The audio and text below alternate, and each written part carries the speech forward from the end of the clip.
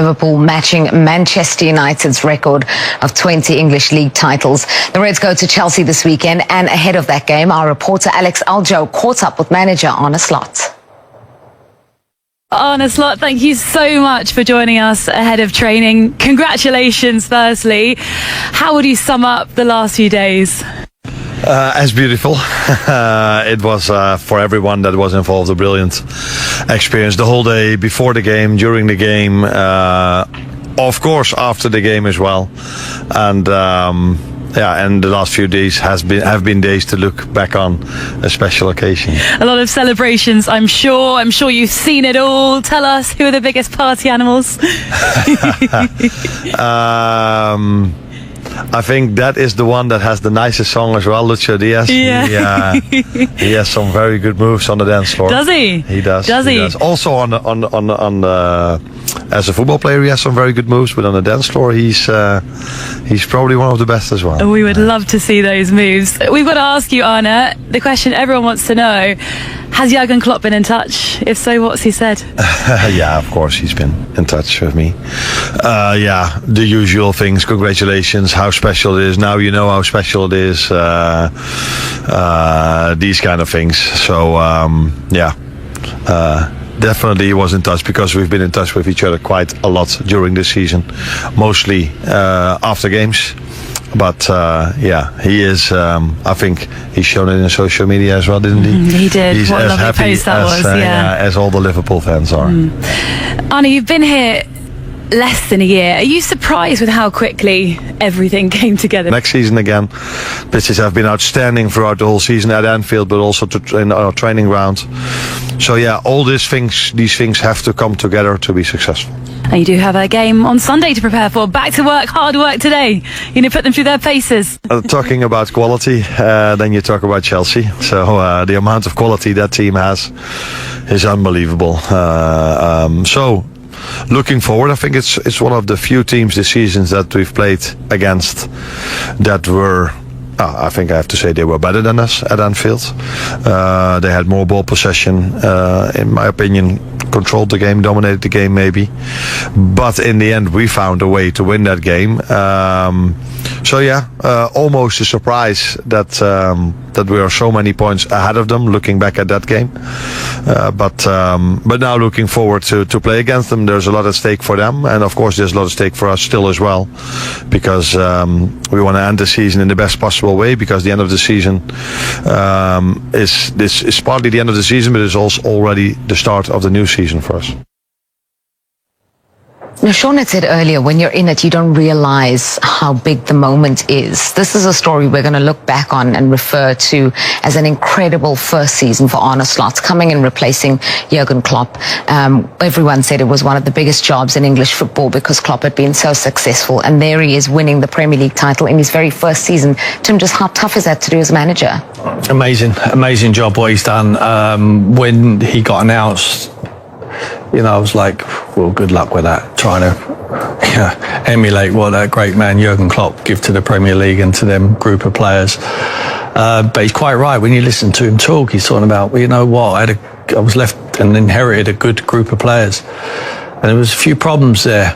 One of your best players, it looked like he wanted to leave the club, and that was Mo Salah. And we saw quite publicly, he had a little spat there, didn't he, at the London Stadium with Jürgen Klopp. And I felt like it was the beginning and the end for that boy. But nothing at all. When he comes in, he's just got a smile back on his face. The numbers, the assists and goals are just absolutely incredible. And on the pitch, he hasn't changed too much. And I think it's a big trait and a huge credit to him for not changing anything. I expected that you have this perception of Dutch managers that come in and they want to reinvent the wheel. But he didn't. He felt like, just little tweaks here and there, Gravenberch in their little 6 area, of the pitch, and be nice protection, be fantastic. Go a little bit further forward, them diagonal balls from Virgil van Dijk into Mo Salah. But this guy, Sean, is just incredible, and I didn't think he could get any better, but he looks like he's on top of his form at the moment, doesn't he? He just keeps getting better and better for me.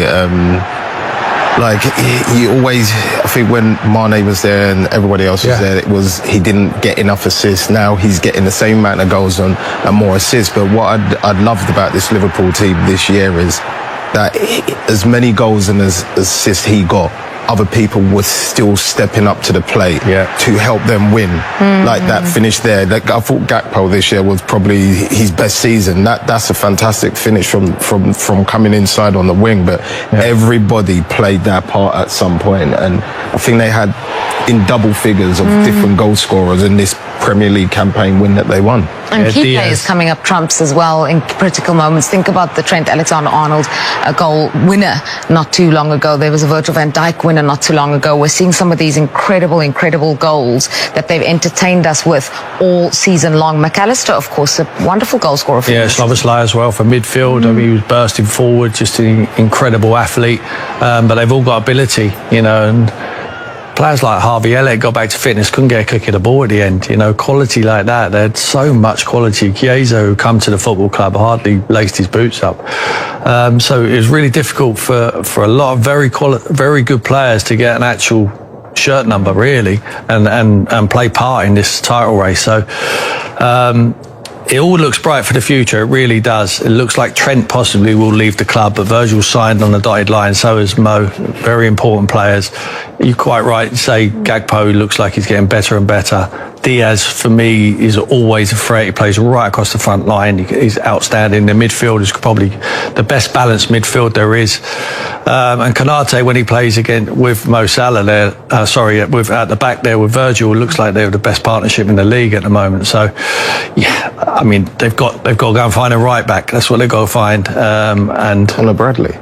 Conor Bradley's already there, so they've got someone who can step up. I just think they're going to have to dip in the market. I don't think they'll rest. I think now Michael Edwards is back there and Richard Hughes is the sporting director. I think they've already done their homework. I can see them going back to Bournemouth with Richard Hughes' old club. Maybe Kirkes might come to the football club. Houghton, another centre-back, would be a good addition to the club. No stone unturned on their recruitment. I think they'll get it right, like they did when they was in the previous spell, certainly Michael Edwards when he was at the club, when he brought them their first title.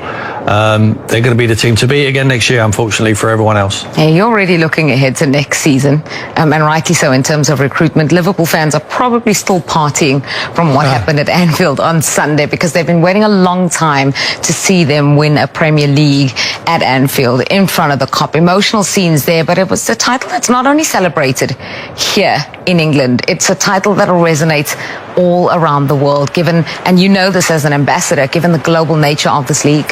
Yeah, it's massive. I think globally it's a phenomenon. I hope they kind of do what City did with that, because it meant so much to the fans that obviously can't get to England or can't get to games. So to be able to bring a part of what they helped them achieve to where they are, and they can go and see it and get pictures with it, would be massive for the supporters around the world. Wow, everywhere from Nigeria, we just had Ireland, there's Uruguay as well. Unbelievable scenes. A lot of people did make the journey from across the world to Anfield just to be part of that special atmosphere. I know the Springbok rugby captain Siya Kolisi was there, also had his flares, getting the red smoke up in. People came all over. It was a special moment for them, Tim.